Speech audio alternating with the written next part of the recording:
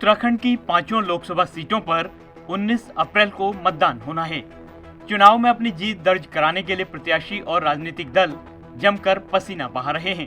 कांग्रेस जहां केंद्र और राज्य की बीजेपी सरकार की योजनाओं पर निशाना साध रही है, तो वहीं बीजेपी अपनी उपलब्धियों की बदौलत जनता से वोट मांग रही है। लेकिन उत्तराखंड की जनता के मन में क्या चल रहा है, ये कोई नहीं जानता। ईटीवी भारत ने कुछ वोटरों के मन को टटोलने का प्रयास किया और जाना कि वो किन मुद्दों पर वोट करना चाहते हैं।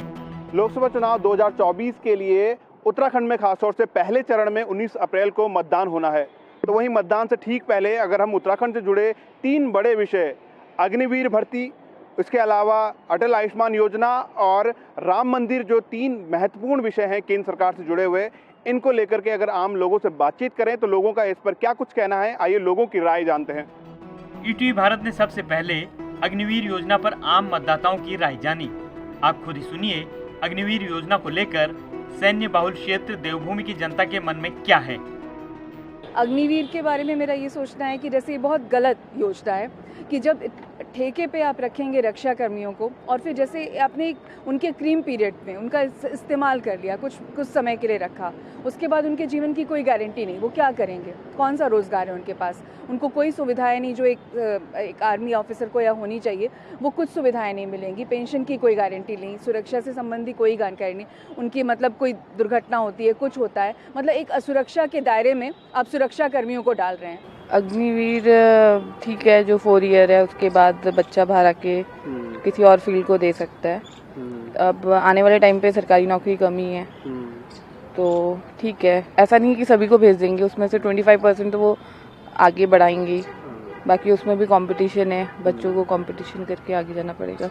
अग्निवीर जो सरकार ने योजना बनाई है कि हाँ, छोटी उम्र के लड़कों को जो फौज में जाना चाहते हैं, बचपन से भर्ती लेना चाहते हैं, जैसे गढ़वाल कुमाऊं साइड बहुत होता है ये कि बचपन से अग्निवीर में जाना चाहते हैं, तो अच्छा है उन लोगों के लिए, वो जाएं और करें अपना मतलब जो उनका पैशन है। बहुत लोग, हम लोग तो खैर अलग फील्ड में, बट उन लोगों का तो स्टार्टिंग से ही होता है कि फौजी बनना है, वो स्टार्टिंग से उसमें मेहनत कर रहे हैं उस चीज़ में।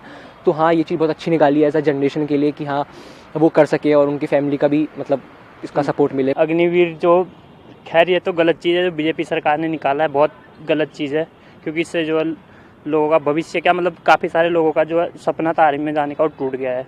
जैसे कि हमारे सामने एक एग्जांपल है, अभी आया बेचारा ये भी टीवी गढ़वाल का, ये मैंने इसको बोला कि भाई तैयारी कर ले। इसके बाद ईटीवी भारत ने राम मंदिर के मुद्दे पर भी जनता की राय जानी।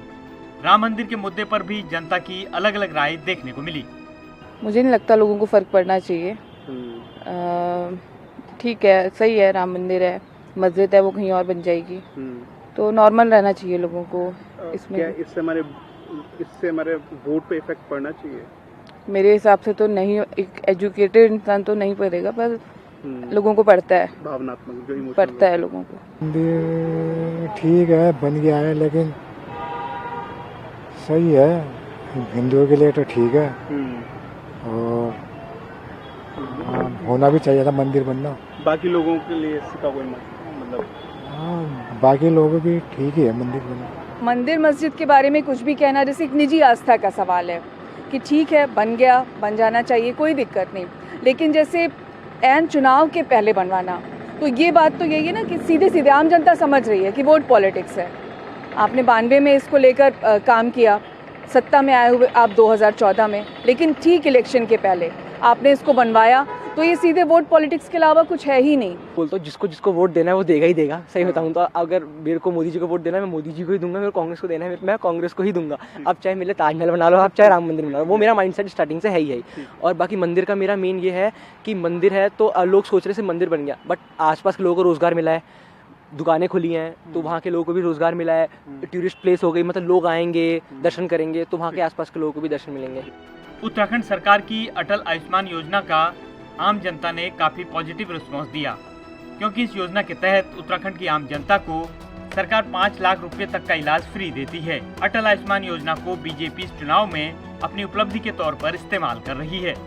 तो इस तरह से उत्तराखंड के तमाम मतदाताओं से हमने बातचीत की, जिनमें कि युवा थे, और कई महिलाएं, लड़कियां भी मौजूद थी। और उत्तराखंड में खासतौर से जो 3 बड़े विषय हैं, जिस तरह से अग्निवीर जो भर्ती है, इसके अलावा आयुष्मान योजना है और राम मंदिर, इन तीनों मुद्दों का मतदाता पर क्या कुछ असर पड़ता है, ये हमने जानने की कोशिश की।